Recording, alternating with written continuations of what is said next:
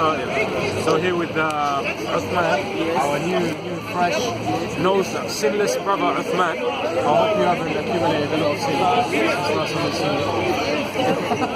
Yes, I've always been asking the God to forgive me by saying astaghfirullah. Every time I finish my daily prayer, always to say alhamdulillah for God to keep me alive and to make me know the truth. Always seek forgiveness from Allah. So the reason why we pulled you over today in Ibrahim, we always get happy to see you because, you know, alhamdulillah, You're a good deed, man. You stand testament for us. Exactly, and you guys also be a witness to me that I've made it because I have to do it publicly. There's what we call open testimony. You know, once you publicly stood against Islam, now you publicly stand for it. As I said, one of the reasons I came to Speaker's Corner was because of you. Me? Wallahi, let me tell you, that's you know, you were debating with Uncle, not Many not Uncle, the short guy with glasses. The old guy, Uncle. Uncle, the one that he came in the last video and he came to like this and he Okay, yeah. That's nice. I know, but I'm upset with you. I said, you know what, I need to go and speak to this guy. I came here, I did not find you, then had a few debates here. Then after, I saw you, then that's when I spoke to you the first time. And another thing upon that point as well, I wouldn't have known Ibrahim if it wasn't for your discussion, because this is where I actually met Ibrahim, from the discussion with you. So this is a love triangle, man.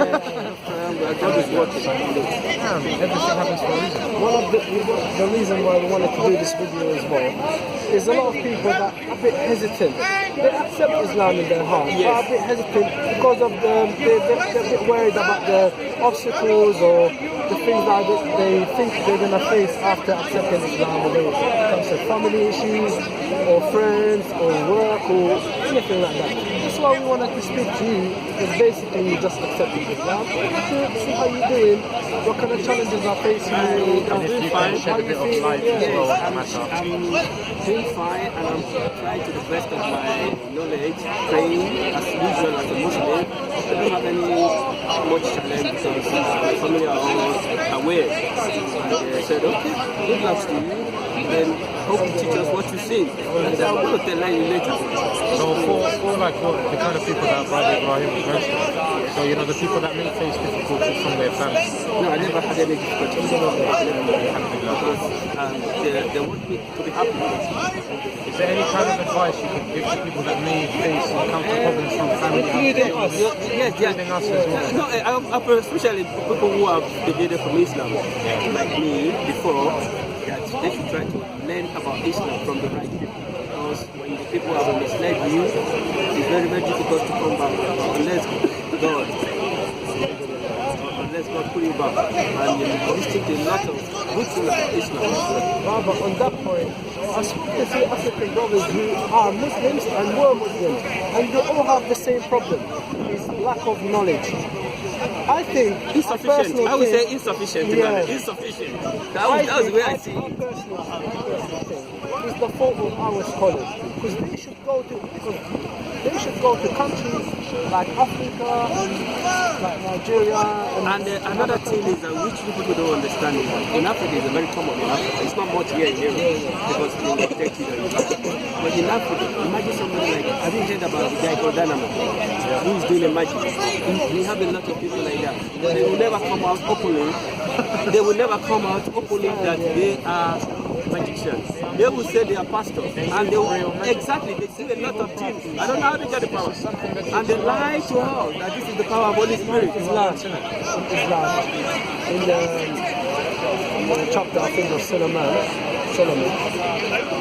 Allah is telling us about why He gave the permission for these practices or things like that to do. Harut and Marut were like jinns. They were teaching people at the time of Solomon, and prior to that, how to make black money. Just as a test for human beings. And many people are falling for that type of power. Because imagine somebody will just tell you, say, boom, then you fall down. Because supernatural, let me tell you about supernatural. Someone that has weak faith or very superficial himself will ask for signs all the time. Even Jesus in the Bible, he said, "You wicked, you evil and adulterous generation, why you keep asking me for miracles and signs?" You understand? Even in Quran, Allah says, "Why you always ask? Why you asking for miracles all the time? Isn't it the miracle of the Quran enough for you?" You know that Allah subhanahu wa ta'ala has 99 names spoken about it, or at least should we say 99 names that He is displayed or He's given to us as humans. And Allah knows how many more names He has. One of Allah's names or attributes, should we say, is that He is the helper. Now if we invocate to anyone other than Allah, we fall into disbelief. Allah is the helper. If we seek help from other than Allah, we fall into disbelief. Now, as Ibrahim said, Harut and Marut were sent with a power that only Allah subhanahu wa ta'ala gave them. Just like when Masih al-Dajjal comes before Yawm al-Qiyamah, Allah subhanahu wa ta'ala will give him certain powers as well. And then it is up to us. Test for him, it's a test for us as humans to see where we go with. So there is the power of good and there's the power of evil. But the power that comes from evil is stemmed from the same source that the power of good came, and that is our Lord and Master Allah subhanahu wa ta'ala. Allah said, وَمَا هُمْ بِضَارِّينَ مِنْ أَحَدٍ إِلَّا بِإِذْنِهِ. Allah said, even when they do black magic on you, even if the whole human beings and the jinn got together and they tried to hurt you, they would not hurt you only by the permission of God. And Allah, He permits it with a knowledge and His own wisdom. Because they think they're going to do you harm, but it might be, the opposite. They will do you good. Because they do you harm, you might be affected of it, but it will turn you towards Allah subhanahu wa ta'ala. Any black magic that is practiced on someone, how do you cure it? By Allah's word. What do you do to be cured? You have to be righteous, good. If you turn away from Allah, it will come back to you. So Allah, when He permits these things to happen, it's for your own benefit. It's how you see it, and you have to accept it. This is why we accept Allah's qadar. Understand? This is why we accept Allah's judgments and what Allah gives us, destiny. You know, another thing as well to point out is that when you look back and see what magic actually represents. Now, I mean, if you look at, for example, so magicians, what do they use in order to attain the help from the shayateen, from the jinn? They have to, dependent on which level of help they want from the shayateen, which we know is only by the will of Allah, they have to blaspheme against Allah. They have to commit kufr, clear-cut disbelief against Allah Azza wa Jalla, subhanallah. And I'll just mention a couple of the things that they need to do, subhanallah, from my knowledge. For example, they will take copies of the Mus'haf, the Quran, the word of Allah, and they will disgrace it. They will use it when they go to the bathroom. A woman, she will use it when she's on her period. She will take pages of the Quran and put it up her body when she's on her period. They will throw it in sewers. They will step on it. They write it upside down. They will write it upside down. They will write it in blood. They will add words in it. They may add a certain series of letters in it. For example, like Ayn. Do you know what? This is another proof that Allah's book is mighty. You know why? Because they want you to make the ultimate shirk, to make them happy. What is the evil spirits like? You to be astray. And what is the ultimate thing that you should do, or sin that you should make in order for them to be happy with you? You will never be happy with Him to give you what you want. Is to make shirk against Allah. And what is in His divine book? You know, the media of today as well, what they do, they try to encourage anything that takes you into disbelief against Allah. They don't like this kind of, they don't like the free thing. We know this. But what kind of matters do they use? Look at the book Harry Potter. These Harry Potter novels. J.K. Rowling, the highest way they are promoting that book. What kind of evil promotion? When I started reading, I mean, I threw it in the bin when I realized what it was, and when I started understanding my Tawheed, which subhanAllah, coincidentally, I started understanding a little bit of Tawheed in the same year that I started coming to know who Harry Potter was. Harry Potter is a guy that he goes to a Hogwarts school called Hogwarts, where they practice magic. Magic. Anyone who's not a wizard is called, I think they call it a Muggle. And Mughal are the laymen, and they are looked down upon. They're not They're not the luxurious, posh people like Harry Potter. So you see already the connotations that are given across from these people and the way that they try to attract people towards magic. And then what you were speaking about, Dynamo, you've got David Blaine, you've got Chris Angel, Mindfree. Trying to promote it. And we have a lot of people like that too in Africa, but they don't come in the name of magic, they come in the name of Christianity. They come in the name of Christianity.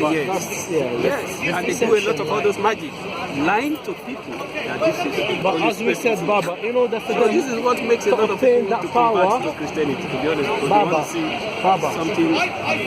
they have to blaspheme against God in order for them to get the help of the shayateen, of the bad spirits. So this priest who's doing this black magic has to go against God first to convince you. Do you understand what I mean? So they have to commit more blasphemous acts like they will even go to the extent if they want real power from the jinn, which we know all of this power is shirk, and all of this power is only by the will of Allah. They will do things like even to the extent, Wallahi, of sleeping with a mahram.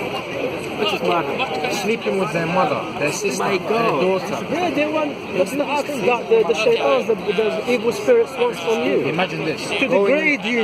Imagine this. They will be ordered by the shayateen to go into salah and prostrate to Iblis inside their salah. They will go in the salah without wudu to mock Allah subhanahu They wa go ta'ala. toilet first, excuse me, to go to salah. There was a man, his name was Alistair Crowley. The Queen apparently labelled him as the wickedest man alive, wickedest man on earth. This guy, Allah understand, this guy, he used to commit his magic, apparently, he used to bring across his spirit by creating homosexual acts. From one of his fans who met him up on his travels or something, and he travelled with him, and they went into the Sahara Desert together, and they used to commit homosexual acts while they were making their magic, because apparently this is what, basically anything blasphemous Anything that degrades human beings is wrong. and trying to degrade Allah. Humiliate human beings, and you have to humiliate yourself rather than Allah to the shaitan in order for them to be happy with you. So all of this, as I said, even Jesus and the other prophets, when they performed miracles with the acceptance and the will of Allah, they done it based on the request of the people. Where if you say you're this, do that. If you say you're from that, do this. If you say that you're a prophet, show us a mighty work. That's why in Islam, we know that Muhammad, peace be upon him, has done a lot of miracles. A lot of miracles. But do you see Muslims talking about it? No. Because it's something you cannot see now. Do you understand? But what is the miracle that we have? And Allah said, سَنُرِيهِمْ مِنْ آيَاتِنَا فِي الْآفَاقِ وَفِي أَنفُسِهِمْ. Then Allah will show you His miracle, which is the Quran, in science like we see today. Do you understand? And in your own heart and your own soul, so you know is the truth. So what we have today, we have a proof and a miracle of Islam now, which is the Quran. We have a tangible evidence that you can see. Do you understand? Because if I said, did you see Moses? Is one of the miracles. Did you see Moses? Did you see Moses split the Red Sea? No. Did you see Jesus waking up the dead? No. Did you see Muhammad splitting the moon? No. But the atheists will come to you and say, listen, this is all fairy tales. What proof do you have? Then we have to show them our proof. Then we show them the Quran. It said the Quran says this, science says that. It goes hand to hand with it. It's been revealed 1,400 thousand years ago, and it shows you that no one could have known apart from the Creator. So this is a tangible evidence. And you know how many atheists and scientists accepted Islam based on the scientific miracles that is God? Do you understand? Here is a couple, inshallah, as well, to illustrate to those listening. And this was just over me pondering over it. Yeah? Now, the ratio of the sea to the land. So I'm just going to read it out. So the ratio of the appearances of the word sea and land in the Quran is identical to the ratio between sea and land in modern science. The continents had not yet been discovered at the time of the Quran was sent down, and it was impossible to determine the ratio between the land and sea. Even in such a large continent as America was only discovered in the 15th century. I promise you this is not long. The word land appears 13 times in the Quran, while sea appears 32 times in the Quran. These numbers total 45. If we divide the number of references to land in the Quran, 13, by 45, the result is 28.88888889%. When we divide the number of references to the sea in the Quran, 32, by 45, the result is 71.11111111%. These ratios are the exact ones that apply between water and dry land on earth. The repetition of these words in the Quran may be an indication that the earth is 71% covered in water and 29% in dry land. Allah knows the truth alone. It has only been possible to arrive at this ratio in the present day, thanks to satellite photos and computer It's like calculation. it's made perfect. The earth is mentioned, earth and the sky and the heavens are mentioned both the same. Hell and fire, both the same. It's like Angels and Subhanallah is made perfectly. No human being could have done it. You can't have the eloquent speech and the all the guidance and the stories in the Quran going hand to hand, and you still have these mathematical miracles.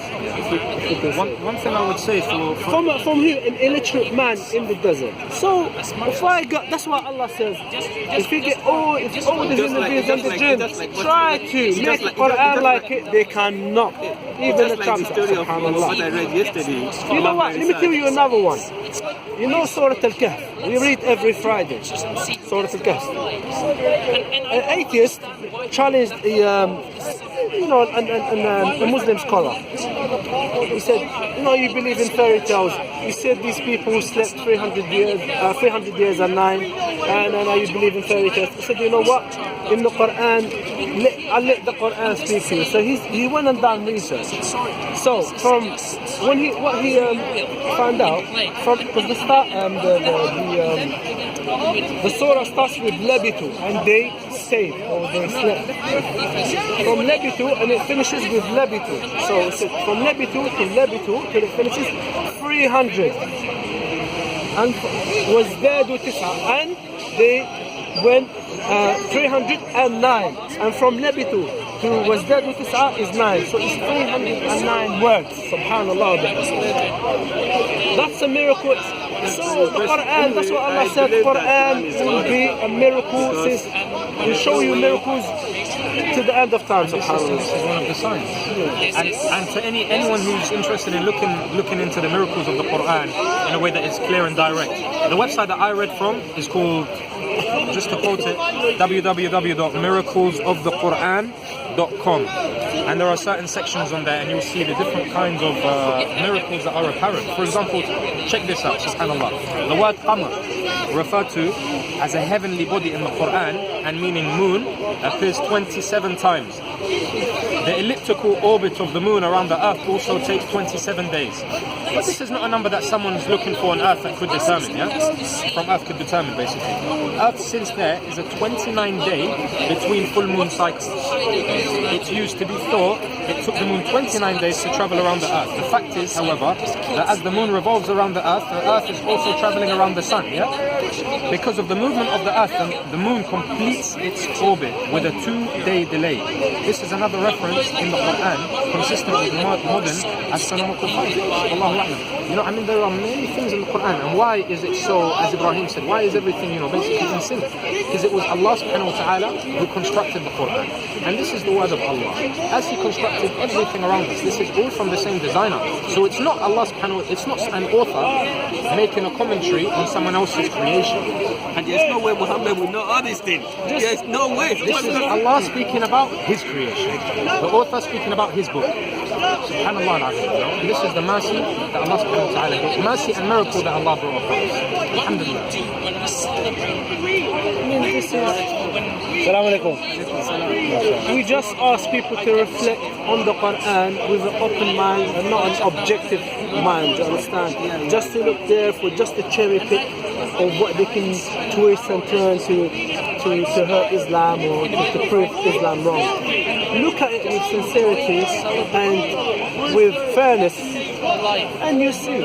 Because a lot of people, they say, yeah, I read the Quran, but you read it to disprove it. You read it to cherry pick. You didn't read it to understand or to reflect on it. They're using something called the slash and trash technique. They're taking what they want and they're trashing the rest. But we challenge anyone. It's like me looking at you, mashallah, you're looking, mashallah, very nice.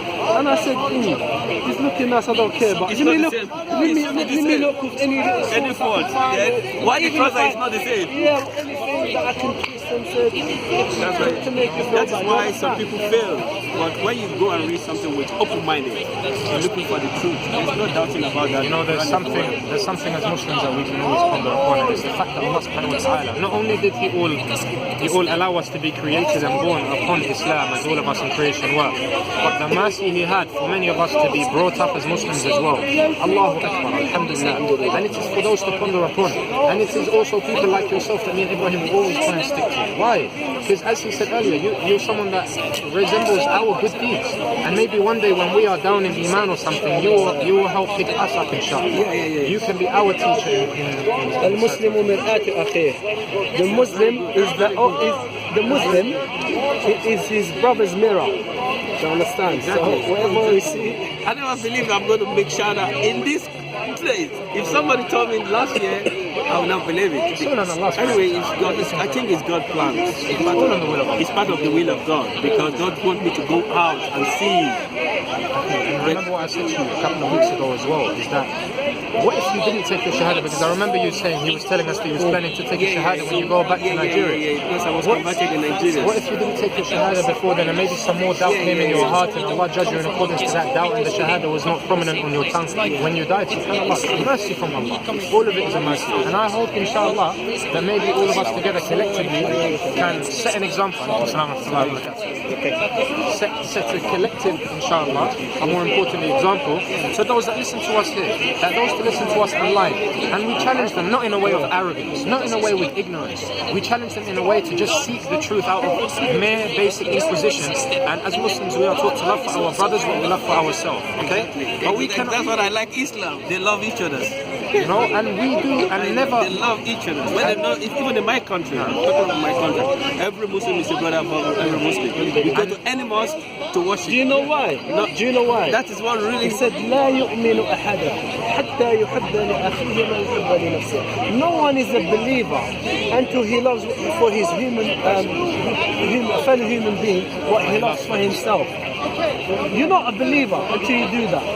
And you know the neighbor. The Rasul Prophet said, the Jibreel kept telling me to take care of my neighbor's khilafut, that is going to give them inheritance. You understand? That's how. That's the teachings of the Quran and Allah subhanahu wa ta'ala. Because if you look after your neighbor, then the neighbor will look after his neighbor. Everyone will look after each other. It's a practical. Allah created us and He gave us practical guidance. So if we follow His guidance, we're not gonna go astray. Do you understand? Because if everyone loves for his brother where he loves for himself, and he's just to his brother, and if you look after the orphans, Allah always asks to look after the orphans. The Prophet always made it a big, like one of the best things that we can do is looking after an orphan or a widow with orphans. Because he said, me and the person that takes care of the orphans are like this in Jannah. Jannah al-Firdaus is the highest Jannah that you can achieve. So you'll be with the Prophet and the Shahada, people that strived and were dead in Allah's sake. And just for that deed, looking after an orphan, you'll be with them. So this shows you how great it is, what a great deed it is.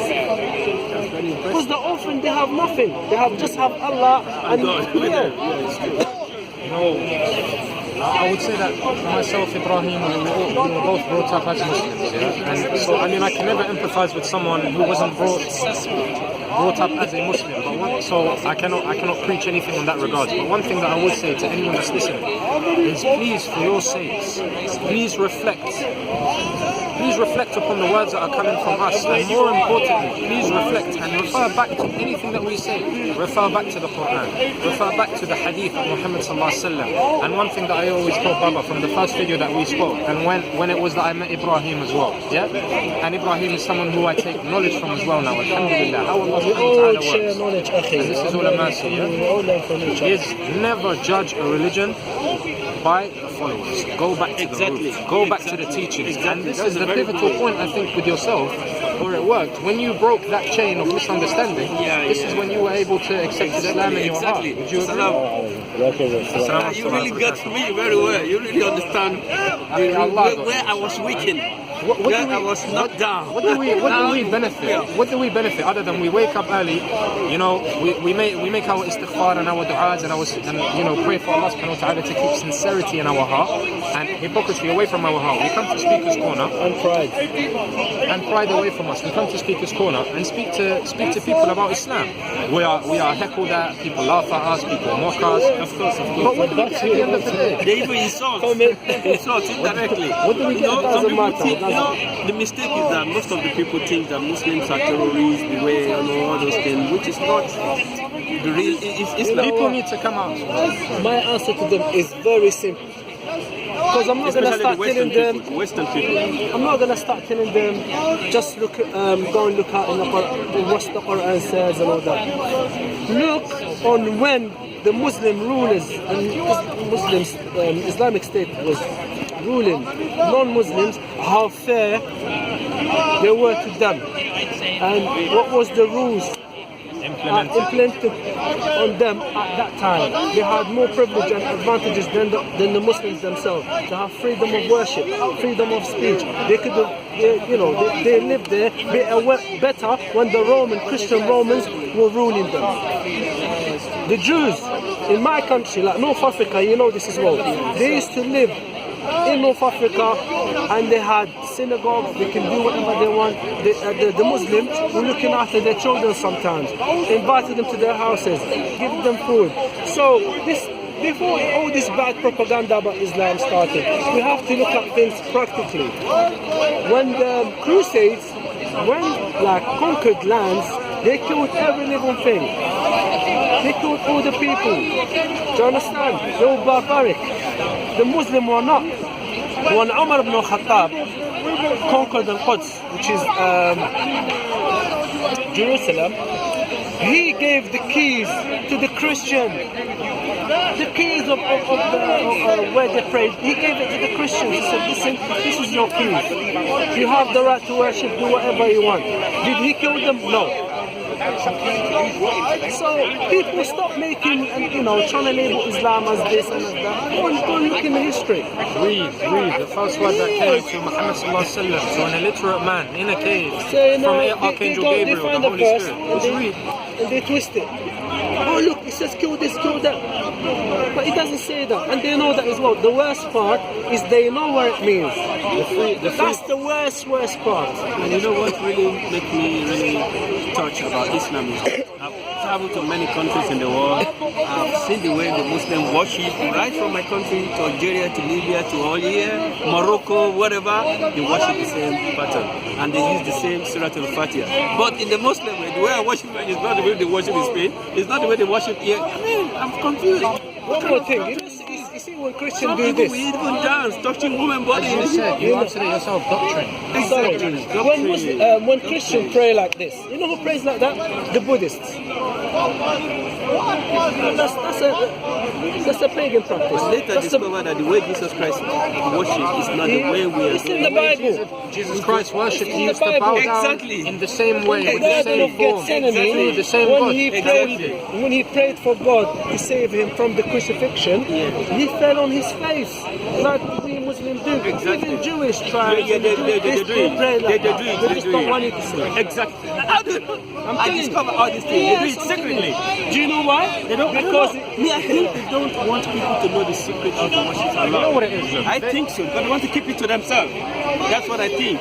If people want to be drawn into this world, okay, and drawn into the world that is perceived by the media, they go towards the media, they go towards the news, they go towards the TV and the internet, and sorry to say YouTube, certain parts of YouTube videos or whatever. If you really want to understand something, you need to go to the source of it. Forget Christian scholars and Muslim scholars before. The first thing you need to do is go to the source, go to the Quran. You want to speak to Christians, you want to understand Christianity, go to the Bible. and who wrote and who gave the Quran, which is Muhammad sallallahu alaihi wasallam. The chain of narration. And the scholars that lived with the Prophet, which the Christian called disciples, we call Sahaba, companions. So you know what the verse means and why, because you know the Quran is not like the Torah. It was revealed in a long period of time, over 20 years. So whenever something happens and people don't know what to do, the revelation comes down. That's how it's very. That's why it's very practical guidance for human beings, because it goes hand to hand with the obstacles that you face in life and the problems that you face in life and how to deal with it. So whenever something happens, a revelation comes down. Whenever when the Quraysh tribes kept looking for the Muslims, killed them, took their possessions, then Allah said, you know what? You can fight them back. So, do you understand? There is a time and a place for everything. There's a time and a place for everything. Look at who Muhammad was and where he was in a time when the burial of newborn baby girls was apparent. The worship of statue idols was apparent. Bloodshed was apparent.